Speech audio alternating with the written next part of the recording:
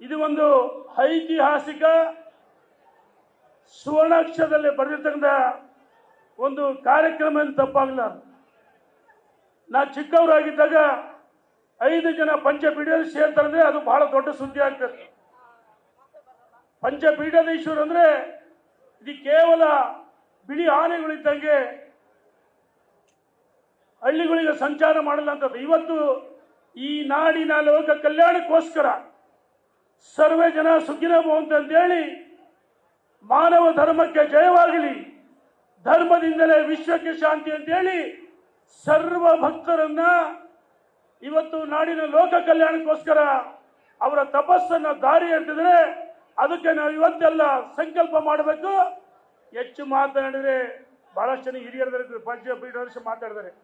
ನನ್ನದೊಂದು ವಿನಂತಿ, ಇವತ್ತು ಈ ಕಾರ್ಯಕ್ರಮವನ್ನ ಈ ಒಂದು ಕಾರ್ಯ ಏನು ಪಂಚಪೀಠಾಧೀಶರ ಸಮ್ಮಿಲನ ಆಗಿದೆ ಅಂದ್ರೆ ಅದು ಹಿರಿಯರಾದ ಶಾಮನೂರು ಶಿವಶಂಕರಪ್ಪನವರ ಒಂದು ಕಾಳಜಿ ಕಳಕಳಿಯಿಂದ ಅಂತ ನಾನು ಹೆಮ್ಮೆಯಿಂದ ಹೇಳ್ಕೊಳ್ತೀನಿ.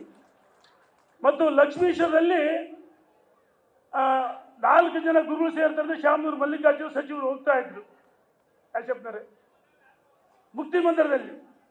ನಾನು ಕರೆ ಮಾಡಿದೆ, ಪಂಚಪೀಠಾಧೀಶರು ಕರೆ ಮಾಡಿದ್ದೆ, ಬುದ್ಧಿ ಇವತ್ತು ಒಂದೊಳ್ಳೆ ಸಮಯ ಬಂದಿದೆ, ದಯಮಾಡಿ ನಾಡಿನ ಭಕ್ತರಿಗೆ ಸಂದೇಶ ಹೋಗ್ಬೇಕು, ತಾವುಗಳು ಒಂದಾಗಬೇಕಂತ ಹೇಳಿ ವಿನಂತಿಯನ್ನು ಮಾಡಿದೆ ದೂರವಾಣಿ ಮುಖಾಂತರ. ಅವಾಗ ಶಾಮನೂರು ಮಲ್ಲಿಕಾರ್ಜುನ ಕರೆ ಮಾಡಿದೆ, ಸರ್ ಬಹಳ ಒಳ್ಳೆ ತೀರ್ಮಾನ ತೆಗೆದುಕೊಂಡಿದ್ದೀರಿ, ತಾವು ಆ ಸಭೆಯಲ್ಲಿ ಭಾಗವಹಿಸಿ ಪಂಚಪೀಠಾಧೀಶರು ವಿನಂತಿಯನ್ನು ಮಾಡ್ಬೇಕಂತ ಹೇಳಿ. ಹಳ್ಳಿ ಭಾಷೆ ಗೊತ್ತಾಗ ಮಲ್ಲಿಕಾರ್ಜುನ ಬರ ಸ್ವಾಮಿ ನೀನು ಅಂದ್ರು. ಇಲ್ಲ ಸರ್ ಬಹಳ ಕೆಲಸ ನೀವು ಹೋಗ್ತದ್ರಿ ಹೇಳ್ರಿ ಅಂತ ಹೇಳಿ. ನಿಜವಾಗ್ಲೂ ಇವತ್ತು ಅದರ ಒಂದು ಪರಿಶ್ರಮದಿಂದ ಈ ಒಂದು ಪಂಚಪೀಠಾಧೀಶರ ಸಮ್ಮಿಲನ ಆಗಿದೆ. ಈ ನಾಡಿಗೆ ಒಂದು ಕೇವಲ ಅಷ್ಟೇ ಅಲ್ಲ, ಈ ದೇಶಕ್ಕೆ ಇವತ್ತು ಎಲ್ಲ ರಾಜ್ಯಗಳಲ್ಲಿ ನಮ್ಮ ಕರ್ನಾಟಕ 224 ವಿಧಾನಸಭಾ ಕ್ಷೇತ್ರಗಳು ಅಷ್ಟೇ ಅಲ್ಲ, ಪಕ್ಕದ ರಾಜ್ಯಗಳಲ್ಲಿ ವೀರಶೈವ ಲಿಂಗಾಯತ ಇದ್ದಾರೆ.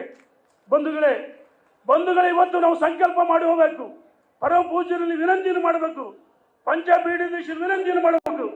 ಇವತ್ತೇನು ಪಂಚಪೀಠಾಧೀಶ್ವರ ಮತ್ತು ಶಿವಾಚಾರ್ಯ ಶೃಂಗ ಸಮ್ಮೇಳನ ಆಗಿದೆ, ಇಲ್ಲಿಗೆ ನಿಲ್ಲಬಾರದು. ಇಲ್ಲಿಗೆ ನಿಲ್ತ್ರೆ ಅದು ತಪ್ಪು ಸಂದೇಶ ಹೋಗುತ್ತೆ.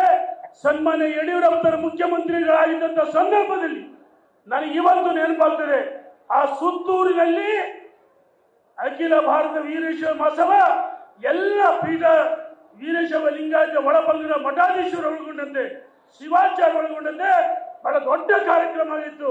ಸುಮಾರು 2-3 ದಿವಸಗಳ ಕಾಲ. ಆ ದಿನಗಳು ಮರುಕಳಿಸ್ಬೇಕಂದ್ರೆ ನಾನು ದಾವಣಗೆರೆ ಅಂದ್ರೆ ಗಂಡು ಮೆಟ್ಟಿನ ಭೂಮಿ, ಇಲ್ಲಿ ಗುಡುಗಿದ್ರೆ ಎಲ್ಲ ಒಂದಾಗುತ್ತೆ. ನಾವು ಸಂಕಲ್ಪ ಮಾಡಿ ಹೋಗ್ಬೇಕು. ಅಂದು ಸುತ್ತೂರಿನಲ್ಲಾಗಿತ್ತು ಬೆಣ್ಣೆ ನಗರಿ ಅಂತ ಕರೆದರೆ ಗಂಡು ಮೆಟ್ಟಿನ ಭೂಮಿ. ಇಲ್ಲಿ ಹೋರಾಟಕ್ಕೆ ಕರೆ ಕೊಟ್ರೆ ಎಲ್ಲ ಹೋರಾಟಗಳು ಯಶಸ್ವಿಯಾಗ್ತವೆ. ನಮ್ಮ ಸಮಾಜವನ್ನ ಒಡೆಯತಕ್ಕಂಥ ಕೆಲಸವನ್ನು ದುಷ್ಟ ಶಕ್ತಿಗಳು ಮಾಡಿದಾಗ ಅಖಿಲ ಭಾರತ ವೀರಶೈವ ಮಹಾಸಭಾದ ಅಧ್ಯಕ್ಷರಾದ ಶಾಮನೂರು ಶಿವಶಂಕರಪ್ಪನವರಿಗೆ ಸನ್ಮಾನ್ಯ ನಮ್ಮ ನಾಯಕರಾದ ಯಡಿಯೂರಪ್ಪನವರು ಹೇಳಿದ್ರು, ಶಿವಶಂಕರಪ್ಪ ನಮ್ಮ ಸಮಾಜದ ಅಧ್ಯಕ್ಷರು, ಅಖಿಲ ಭಾರತ ವೀರಶೈವ ಮಹಾಸಭಾ ಅಧ್ಯಕ್ಷರು ಶಿವಶಂಕರಪ್ಪರು ಏನು ನಿರ್ಣಯವನ್ನು ಮಾಡ್ತಾರೆ ಆ ನಿರ್ಣಯಕ್ಕೆ ನಾನು ಬದ್ಧನಾಗಿದೆ ಅಂತ ಹೇಳ್ತಕ್ಕಂಥ ಅದು ದೊಡ್ಡ ಮಾತು. ಬಂಧುಗಳೇ, ಯಡಿಯೂರಪ್ಪನ ಮುಖ್ಯಮಂತ್ರಿ ಆಗಿದ್ದಂಥ ಸಂದರ್ಭದಲ್ಲಿ ಸಂಕಷ್ಟದಲ್ಲಿ ಸಮಾಜ ಒಡೆಯಕ್ಕೆ ಬಿಡಲ್ಲ. ನಾವು ಶಿವಶಂಕರಪ್ಪನವರೇ ಹಿರಿಯರು, ಅವರು ನಮ್ಮ ನಾಯಕರು ಯಾಕೆ ಹೇಳಿದ್ರು, ಹಿರಿಯರು ಸಮಾಜದ ಅಧ್ಯಕ್ಷರು. ಅದಕ್ಕೋಸ್ಕರ ಒಂದು ಯಡಿಯೂರಪ್ಪನವರು ಶಿವಶಂಕರಪ್ಪನವ್ರು ಹೇಳಿ ನಮ್ಮೆಲ್ಲ ಸಚಿವರಿಗೆ ಹೇಳಿದ್ರು, ಯಾವುದೇ ಕಾರಣಕ್ಕೂ ಸಮಾಜ ಒಡೆಯಕ್ಕೆ ಬಿಡಬಾರ್ದು, ನಾವೆಲ್ಲ ಒಟ್ಟಾಗಬೇಕು ಒಂದಾಗಬೇಕು ಅಂತ ಹೇಳಿದ್ರು. ಅದಕ್ಕೋಸ್ಕರ ನನ್ನೊಂದು ಪಂಚಪೀಠಾಧೀಶರು ವಿನಂತಿ ಮಾಡ್ತೀನಿ, ಎಲ್ಲರಲ್ಲಿ ವಿನಂತಿ ಮಾಡ್ತೀನಿ, ಈ ಕೇವಲ ದಿಕ್ಸೂಚಿ ಭಾಷಣಗಳಾಗಬಾರ್ದು.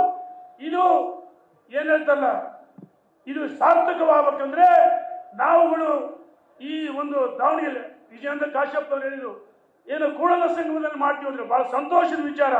ದಾವಣಗೆರೆಯಲ್ಲೂ ಸಹ ಈ ಕಾರ್ಯಕ್ರಮಗಳು ಏನು ಅಖಿಲ ಭಾರತ ವೀರಶೈವ ಮಹಾಸಭಾ ನಾವೆಲ್ಲ ಕೇವಲ ಶಿಷ್ಯರು ಒಂದಾದ್ರೂ ಆಗಲ್ಲ, ಮಠಾಧೀಶರು ಒಂದಾಗಬೇಕು. ಯಾವ್ದೋ ಮೀಸಲಾತಿ ಮತ್ತೊಂದು ಇರಲಿ, ಒಳ ಪಂಗಡಗಳೇನಿರಲಿ, ಅಖಿಲ ಭಾರತ ವೀರಶೈವ ಮಹಾಸಭಾ ಏನು ನಿರ್ಣಯವನ್ನು ತೆಗೆದುಕೊಂಡಿದ್ದಾರೆ ಅದಕ್ಕೆ ನಾವೆಲ್ಲರೂ ಒಳ ಪಂಗಡಗಳು ಒಂದು ಮಾಡಬೇಕು. ಅವೈಜ್ಞಾನಿಕ ಜಾತಿಗಳಿಗೆ ವಿರೋಧ ಮಾಡಬೇಕು. ಇದು ಸ್ವಾರ್ಥಕ್ಕೋಸ್ಕರ ಅಲ್ಲ, ರಾಜಕಾರಣಕ್ಕೋಸ್ಕರ ಅಲ್ಲ, ಮುಂದಿನ ಭವಿಷ್ಯಕ್ಕೋಸ್ಕರ ನಾವು ತ್ಯಾಗ ಮಾಡಬೇಕು, ಸಿದ್ಧವಾಗಿರ್ಬೇಕು ಅಂತ ಸಂಕಲ್ಪ ಮಾಡಿ ನಾವು ಗುರುಗಳಿಗೆ ಮಾತು ಕೊಟ್ಟು ಎಲ್ಲ ವೀರಶೈವ ಲಿಂಗಾಯತ ಒಳ ಪಂಗಡಗಳ ಮಠಾಧೀಶರ ಜೊತೆಗೆ ಸಮಾಜದ ಬಂಧುಗಳು ಒಂದಾಗಿ ದಾವಣಗೆರೆಯಲ್ಲಿ ಈ ಐತಿಹಾಸಿಕ ಸಮಾವೇಶವನ್ನು ಮುಂದೆ ಮಾಡೋಕ್ಕೆ ಅವಕಾಶವನ್ನು ಕೊಡಬೇಕು ಮಾಡಬೇಕಂತ ಹೇಳಿ ಇದರ ನೇತೃತ್ವವನ್ನು ಶಾಮೂರು ಮಲ್ಲಿಕಾರ್ಜುನ ವಹಿಸಬೇಕು. ಅದೇ ರೀತಿ ಈ ರಾಜ್ಯದ ಭವಿಷ್ಯದ ಕಣ್ಮಣಿ, ಒಂದು ಭವಿಷ್ಯದ ನಾಯಕ ವಿಜೇಂದ್ರ ಅವರು ಇವತ್ತು ಈ ಕಾರ್ಯಕ್ಕೆ ಬಹಳಷ್ಟು ಒತ್ತಡಗಳು ಮಾಡ್ತಾ ಇದ್ರು.